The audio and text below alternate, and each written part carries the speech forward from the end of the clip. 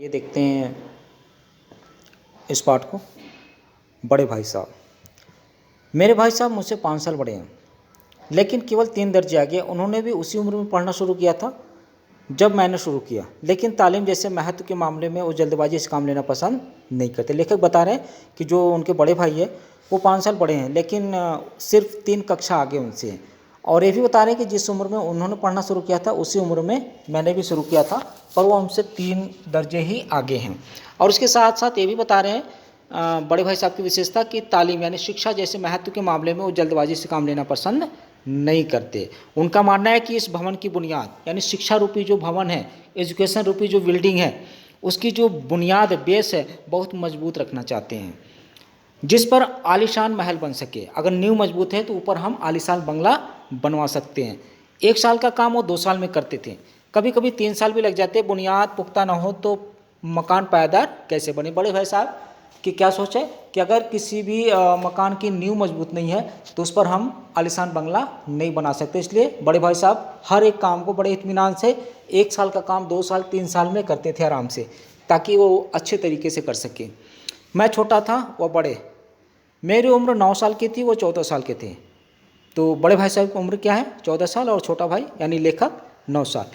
उन्हें मेरी तंबी और निगरानी मतलब डांट डपट का या ध्यान रखने का पूरा जन्मसिद्ध अधिकार था, और मेरी शालीनता भी इसी में थी कि उनके हुक्म को कानून समझूं।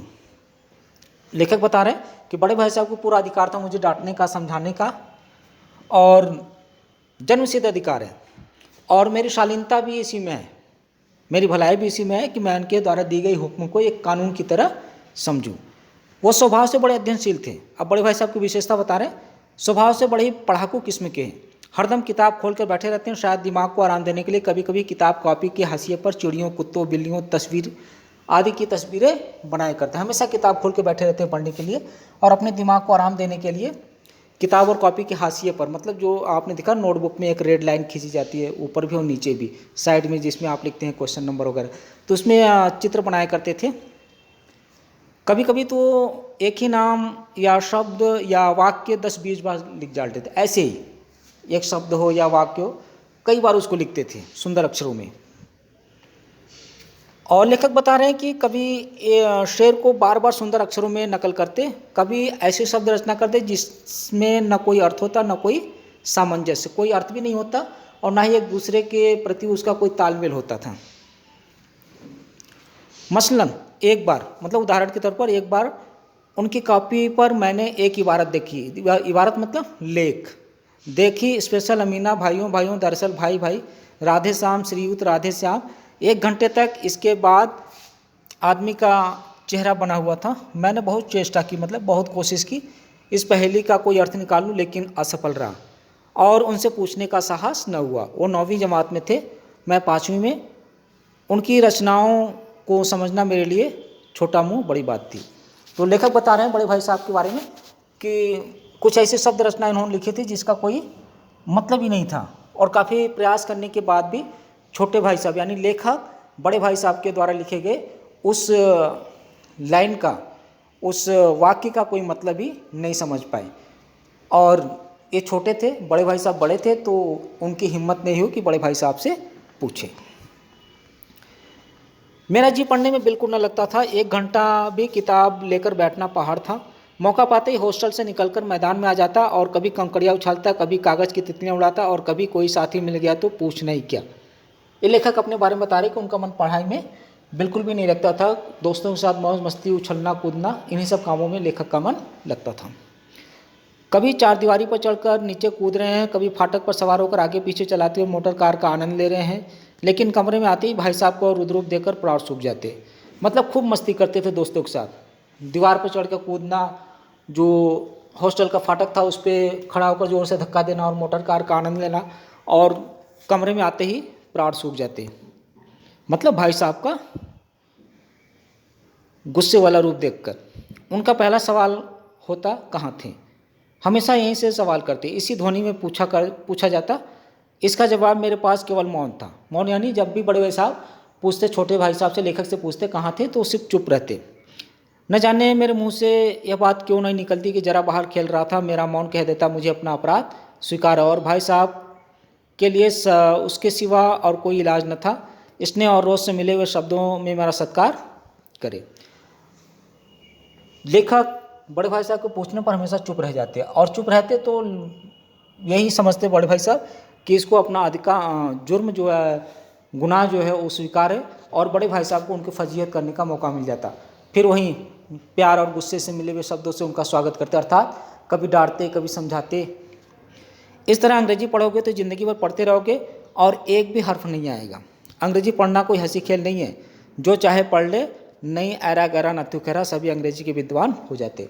अंग्रेजी विषय के बारे में छोटे भाई साहब को बता रहे हैं, लेखक को बता रहे हैं कि अंग्रेजी पढ़ना आसान नहीं है। अगर आसान होता तो कोई भी व्यक्ति, कोई भी आम इंसान अंग्रेजी का विद्वान हो जाता। यहाँ रात दिन आंखें फोड़नी पड़ती है, खून जलाना पड़ता है। आंखें फोड़ना मतलब काफ़ी मेहनत करनी पड़ती है, खून जलाना वो भी ठीक है। आंखें फोड़ना और खून जलाना मतलब काफ़ी मेहनत करना, दिन रात पढ़ना, तब कहीं जाकर विद्या आती है। और विद्या आती क्या है, कहने को आ जाती है। और बड़े बड़े विद्वान भी शुद्ध अंग्रेजी नहीं लिख सकते, बोलना तो दूर रहा। बता रहे हैं कि बड़े बड़े विद्वान जो है शुद्ध अंग्रेजी नहीं लिख सकते, बोलना तो बहुत दूर की बात है।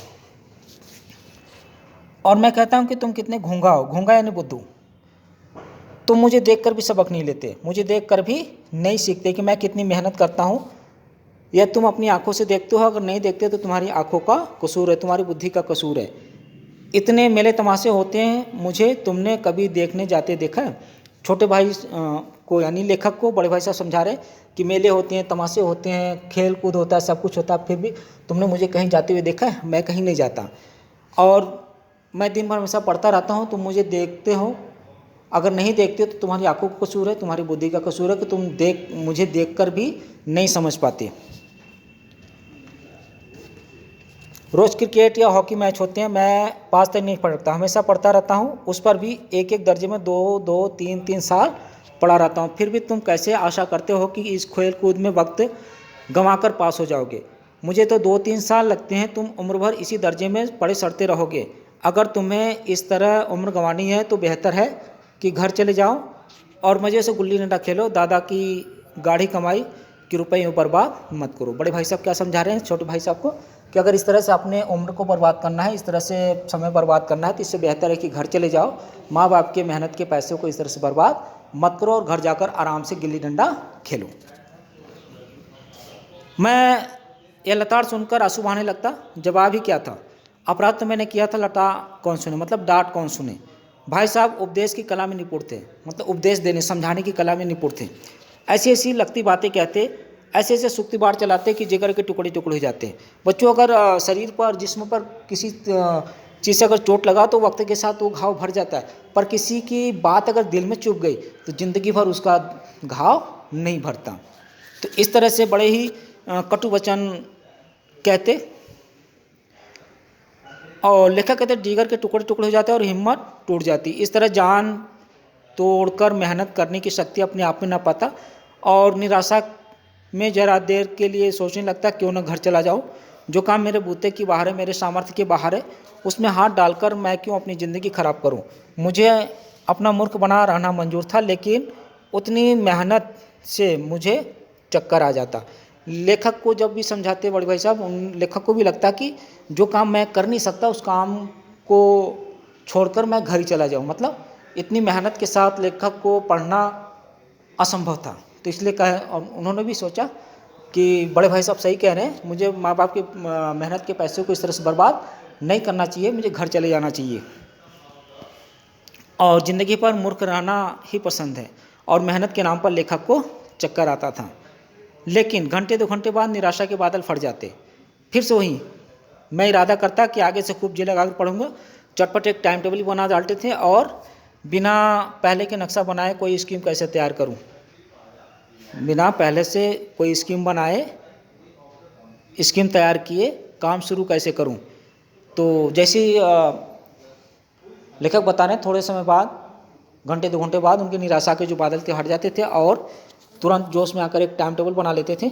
और उनका मानना था कि कोई भी काम करने से पहले एक योजना बनानी बहुत ज़रूरी, बिना योजना के किसी काम को शुरुआत नहीं की जा सकती। टाइम टेबल में खेल कूद की मत बिल्कुल उड़ जाती है। मतलब खेल कूद का जगह ही नहीं दिया उसमें। प्रातःकाल 6 बजे उठना, हाथ मुँह धोकर नाश्ता करके पढ़ने बैठ जाना, 6 से 8 तक अंग्रेजी और 8 से 9 तक हिसाब यानी मैथमेटिक्स, और 9 से 9:30 तक इतिहास, फिर भोजन करने के बाद स्कूल, 3:30 बजे स्कूल से वापस होकर आधा घंटा आराम, और 4 बजे से 5 बजे तक भूगोल यानी ज्योग्राफी, 5 से 6 बजे तक ग्रामर, आधा घंटा हॉस्टल के सामने टहलना, और 6:30 बजे से 7 बजे तक अंग्रेजी कंपोजिशन, और फिर भोजन करके 8 से 9 अनुवाद यानी ट्रांसलेशन। मतलब एक भाषा से दूसरी भाषा में जो अनुवाद, जैसे अंग्रेजी है तो हिंदी में उसका अनुवाद, हिंदी है तो अंग्रेजी में अनुवाद, और 9 से 10 तक हिंदी, और 10 से 11 बजे तक विविध विषय यानी विभिन्न प्रकार के जो भी विषय है, मतलब हर सब्जेक्ट के जो भी लिखने का काम है या जो डाउट्स आउट है उसको करना। मगर टाइम टेबल बना लेना एक बड़ी बात है, उस पर अमल करना दूसरी बात है। पहले दिन से उसकी अवहेलना शुरू हो जाती थी। अवहेलना मतलब उसका पालन नहीं कर पाते थे। मैदान की ओर सुखद हरियाली, हवा के हल्के हल्के झोंके, फुटबॉल की उछल कूद, कबड्डी को दाव घात, वॉलीबॉल की वो तेज फुर्ती मुझे अज्ञात, लेखक को अज्ञात और अनिवार्य रूप से मैदान की तरफ खींच ले जाती। और वहाँ जाते ही लेखक बता रहे कि मैं सब कुछ भूल जाता था। वह जानलेवा टाइम टेबल, आँख फोड़ पुस्तकें किसी की याद नहीं रहती, और बड़े भाई साहब को नसीहत और फजीयत करना का फिर से अवसर मिल जाया करता था। लेखक टाइम टेबल तो बना लेते थे पर उसका पालन नहीं कर पाते थे।